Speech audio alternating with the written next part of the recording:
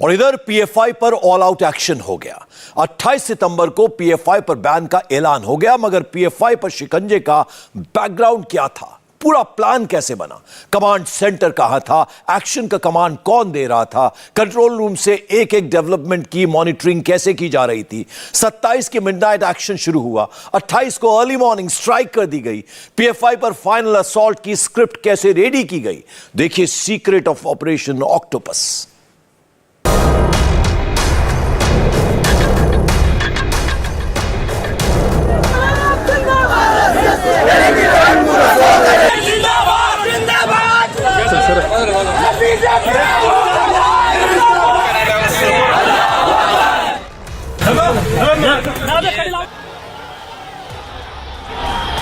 ग़ज़वा-ए हिंद के ख्वाब का खात्मा।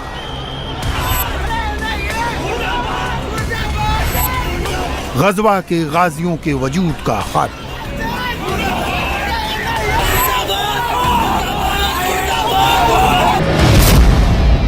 सो कॉल्ड गाजियों की जहरबेल का खात्मा।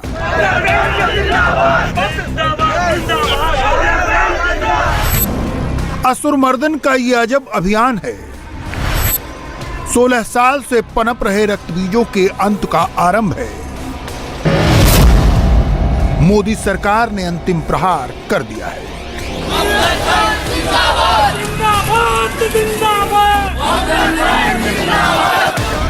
बीते 1.5 दशक से डेमोक्रेसी के ड्रामे पर स्यूडो सेकुलरिज्म की आड़ में पनप रहे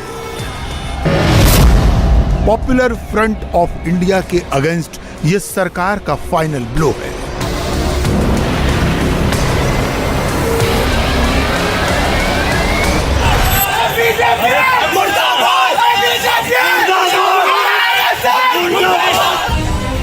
हम इसे पीएफआई के खिलाफ सरकार का फाइनल ब्लो क्यों कह रहे हैं, इसे इसी रिपोर्ट में हम डिटेल में डिकोड करेंगे। पहले चरण में पीएफआई पर 5 साल का बैन है।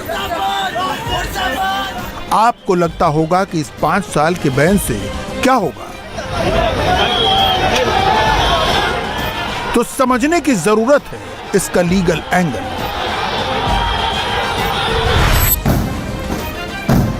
भारत संविधान की किताब से बंधा हुआ देश है। कानूनी नुक्तों के लूप होल से आरोपी बार बार बच निकलते हैं।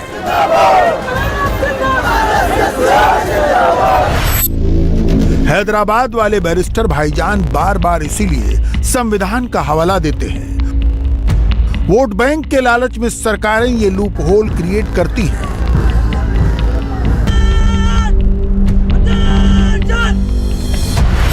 मगर इस बार स्क्रिप्ट कब बदल गई, भाईजान को भी पता नहीं चला।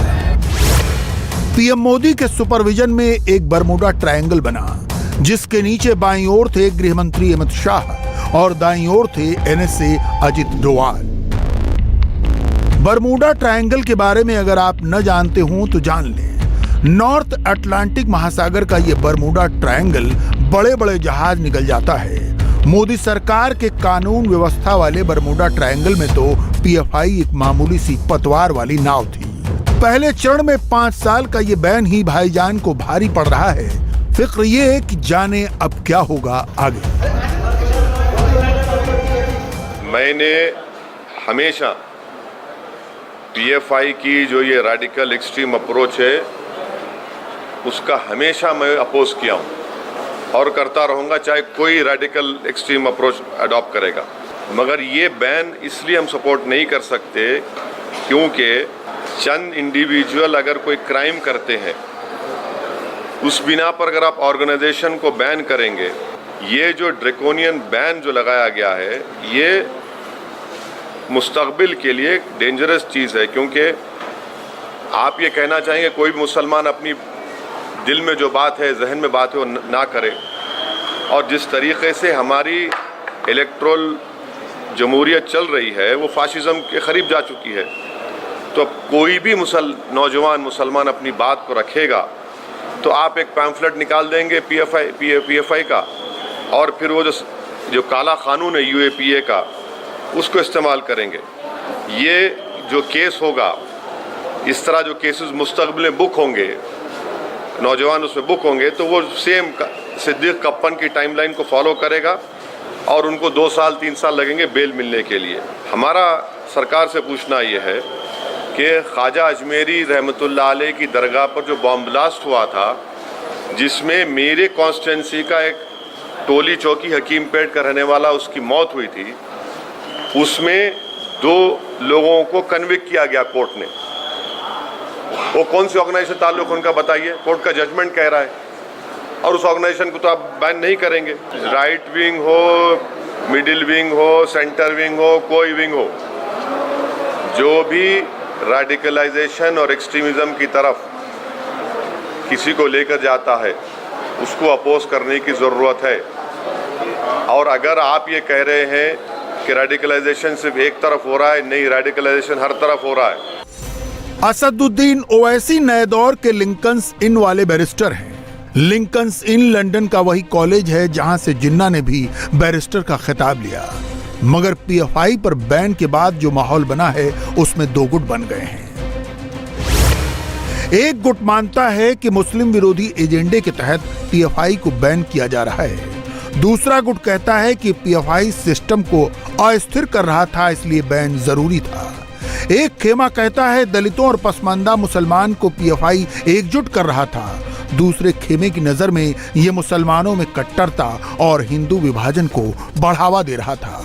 पीएफआई खुद को मुसलमानों में राजनीतिक चेतना फैलाने वाला संगठन बताता रहा। दूसरी ओर पीएफआई पर आरोप लगते रहे कि उसने विदेशी इस्लामिक कट्टरपंथियों से मदद ली। मगर पीएफआई की 1.5 दशक की गतिविधियां ये बताती हैं कि वो एक उग्र संगठन ही है।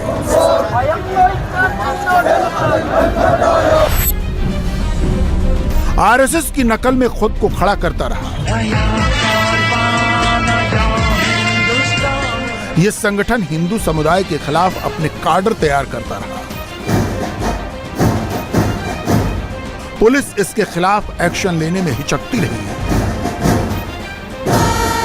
एक्शन लिया भी तो बहुत ठोस नहीं, क्योंकि राजनीतिक आका मुस्लिम वोट बैंक के लालच में पुलिस को हरी झंडी नहीं देते थे।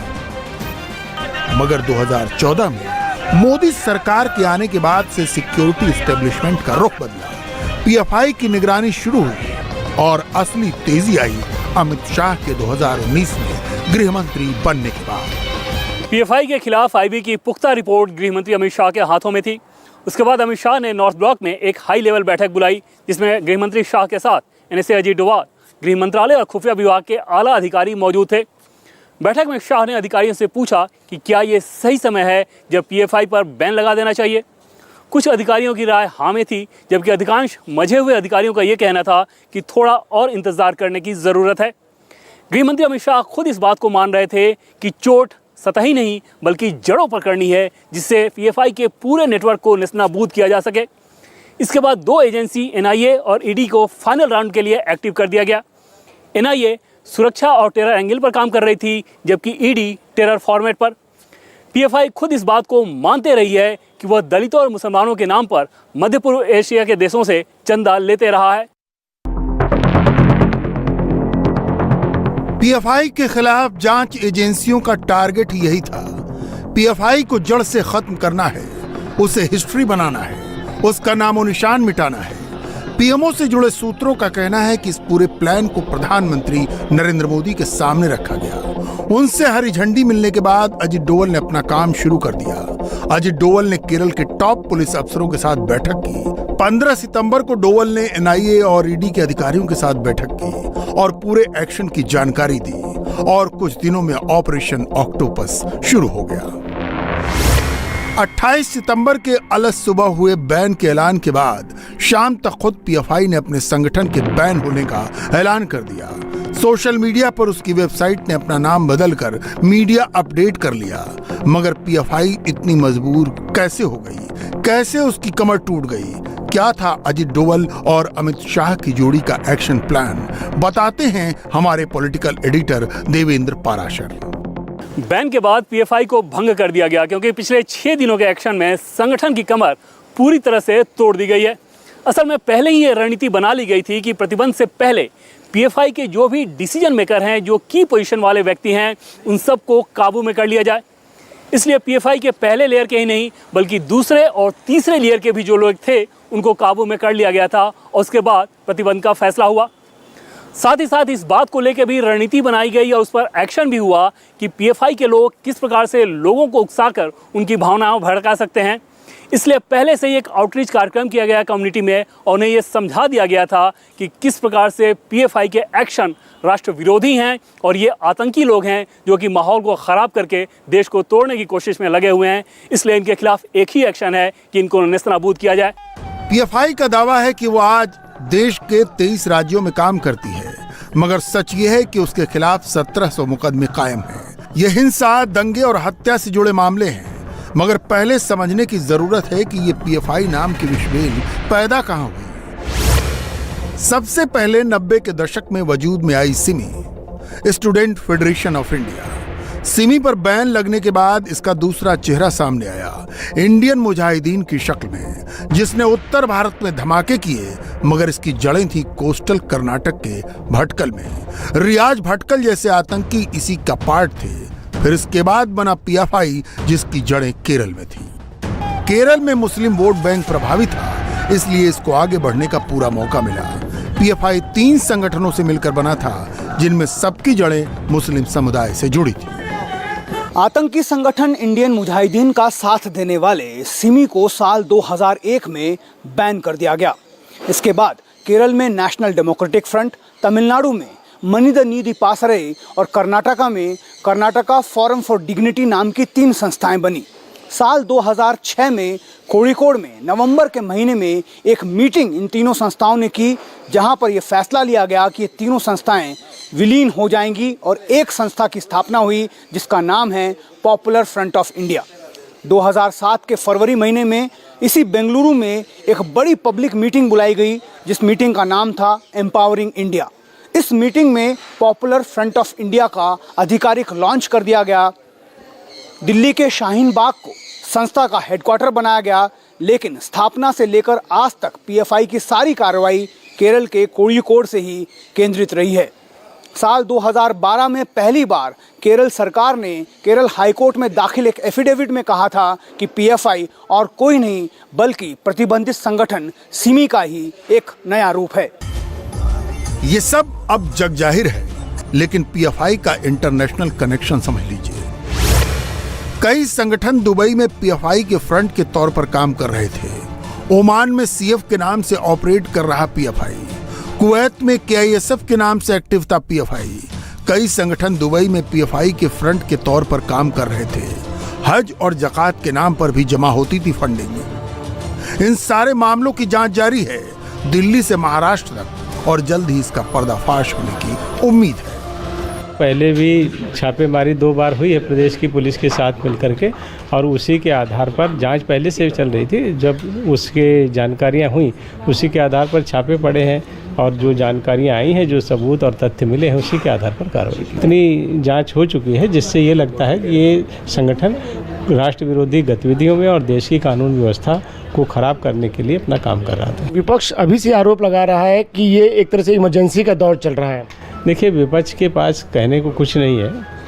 2014 के बाद यहाँ एक ऐसी सरकार काम कर रही है प्रधानमंत्री जी के नेतृत्व में, पूरे देश और दुनिया में जहाँ उन्होंने परिणाम दिए हैं, वहीं देश में भी और दूसरी गतिविधियों में भी हमारे गृह मंत्री जी ने लगातार इस तरह से काम किया है, जिससे देश में पूरी तरह से शांति व्यवस्था कायम है और कानून की व्यवस्थाओं के अनुरूप ही हम काम कर रहे हैं। वो इससे उनमें हताशा और निराशा है, और मैं उनके लिए सहानुभूति है। विपक्ष नेता तो ये भी कह रहे हैं जैसे पीएफआई है वैसे ही आरएसएस पे बैन लगाने की मांग। अब वो कुछ भी कह सकते हैं, वो उन लोगों का कहने का तो क्या स्तर है आप समझ ही रहे हैं। कई बार तो वो ऐसी बातें कह देते हैं जो किसी भी लोकतांत्रिक देश में अपने देश के प्रति ऐसी बातें नहीं करनी चाहिए, लेकिन वो करते हैं। ये विशेष रूप से जो माइनॉरिटीज़ है उसमें घुसकर वहाँ पर अनरेस्ट निर्माण करना, वहाँ पर इंडोक्ट्रिनेशन करना, लोगों का डॉक्ट्रिनेशन करके लोगों के माइंड्स को पोल्यूट करना,